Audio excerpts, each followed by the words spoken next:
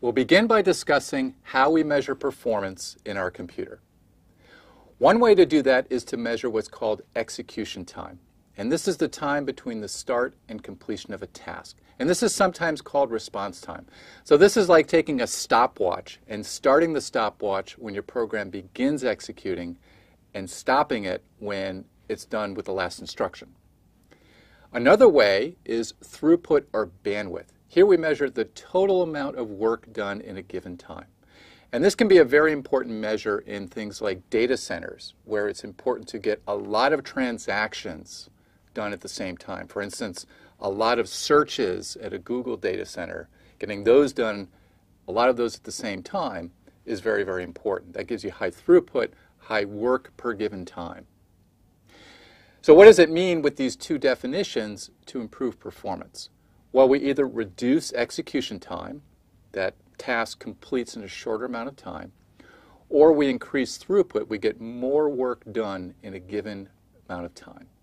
We're going to use CPU execution time as our measure of performance, where CPU stands for Central Processing Unit. You could think of this as just another name for our processor. Now, this is the amount of time that the CPU takes to run a program. And here's an equation for it. CPU execution time equals clock cycles. This is the number of clock cycles to run our program, times the clock cycle time. That's the length of each clock, which is 1 over the frequency. Now we can take the number of clock cycles and we can further break that down like this. That's the number of instructions times cycles per instruction. Now cycles per instruction is an average. It's an average amount of cycles required to execute each of our instructions. Now we can put this together and look back at our CPU execution time equation and break it down like this. So it's IC, and this is the number of instructions in the program, times CPI, this is the average number of cycles per instruction, times the clock cycle time, which is 1 over the frequency. So now the question becomes, given this equation, well, how do we make our computer faster? In order to answer this question, we need to understand what impacts CPU execution time. Well, first there's the compiler. The compiler is the software that translates your high-level language program to machine code. And so it can make decisions in terms of how it implements high-level constructs as machine code instructions. In fact, you can tell your compiler, I'm willing to wait more time to get my program, my machine code, if you make it faster. So there are compiler flags that you can use to make your compiler make a faster program. So it has a big impact on CPU execution time, as does the instruction set architecture. So let's take an example, a high-level language, multiply.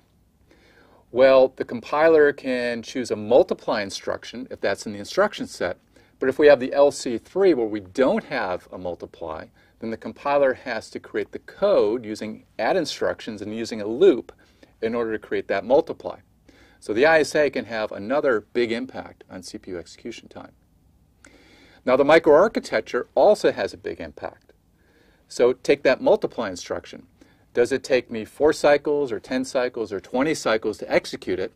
Well, that's what the microarchitecture does. It's the hardware implementation of that multiply instruction. Now, circuit design also has a big impact. If I can design faster circuits, then for instance, I can have a smaller cycle time, which will impact my CPU execution time. And in the same way, the process technology, which is the technology that creates our transistors, well, we can make potentially faster transistors and also impact CPU execution time. Example, again, is cycle time could be impacted. Let's go one by one through instruction count, cycle time, and CPI, and discuss what primarily impacts each one of them. Now, instruction count is the total number of instructions in the program. So what primarily impacts IC? Well, first there's the instruction set architecture. If we take that multiply example again, if I have a multiply instruction, I can do that in one instruction. If I don't, then I have to construct a loop, which is going to have more instructions than just that single multiply. Now, also, there's the instructions chosen by the compiler. Given a high-level language construct, the compiler can choose to do multiple things in terms of what instructions it chooses in the ISA. So for example, let's take a multiply where my two operands are in memory, and my result I want to store into memory. Well, with an ISA like the LC3, then what we can do is first we can do two loads to get our operands into registers.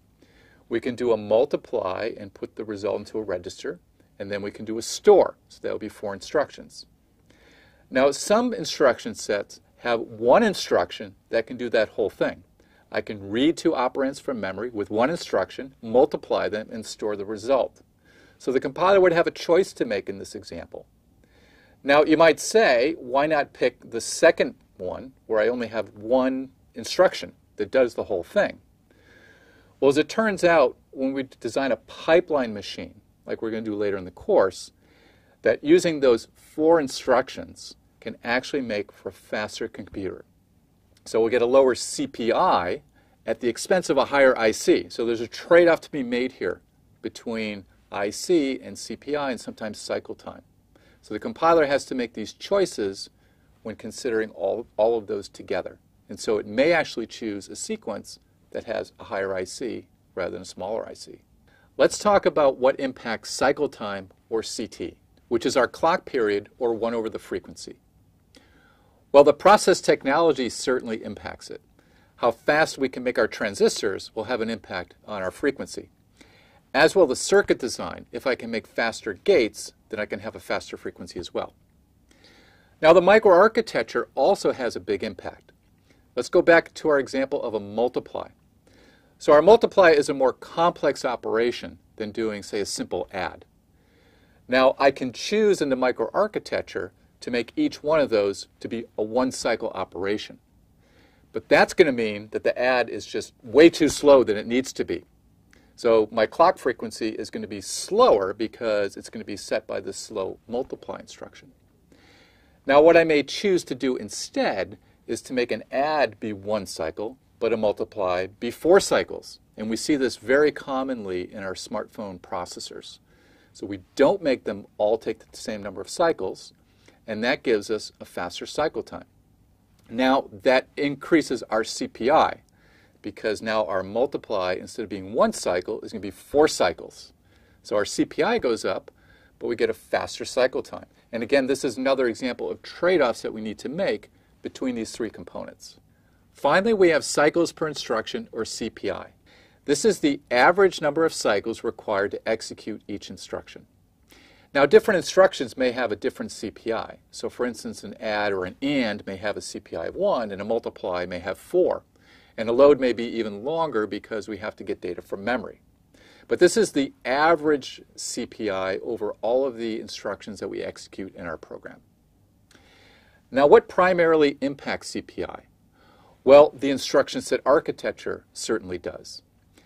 Let's take that example of a multiply again. Let's assume that the only way we can do a multiply in our ISA is to get 2 operands from memory and do the multiply and then write the result to memory. So the compiler will have to choose that instruction, and that's going to be a high CPI instruction because we have to get 2 operands from memory, we have to do the multiply operation, which may take several cycles, and this can take us multiple cycles to do a store. So that's going to be a very high CPI instruction, and if the compiler doesn't have alternatives, it's going to have to pick this high CPI instruction.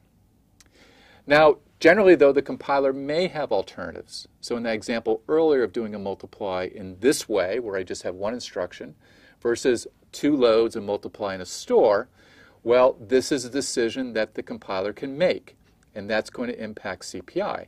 And again, the compiler may make this decision in order to trade off CPI with IC.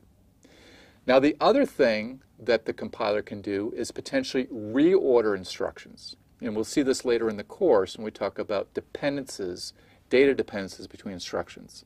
So the compiler can make some choices there to make our CPI be lower. And then finally, there's the microarchitecture. So the microarchitecture will impact the CPI. So this multiply instruction, whether it takes me 2 cycles or 4 cycles or 10 cycles, well, that's going to impact my overall CPI.